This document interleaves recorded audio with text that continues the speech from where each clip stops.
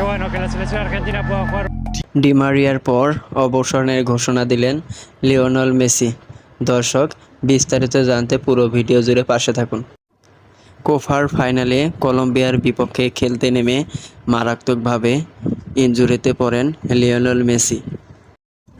তবে মেসি প্রথমবার ইনজুরি হলে প্রাথমিক চিকিৎসা দিয়ে সেরে তোলেন মেডিকেল টিম, কিন্তু দ্বিতীয়বারের মতো ইনজুরি হলে তাকে মাঠ ছাড়তে বাধ্য হয়।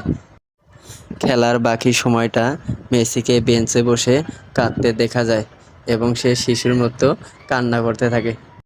পায়ের ছবি দেখে স্পষ্ট বোঝা যায় মেসি বড় ধরনের ইনজুরিতে পড়েছে। পায়ের এমন ছবি দেখে দর্শকরা ভেবে নিয়েছিল যে আর মেসিকে দেখতে পারবে না। অবশেষে দর্শকের মনের ছন্দটাই ঠিক হলো। লিওনেল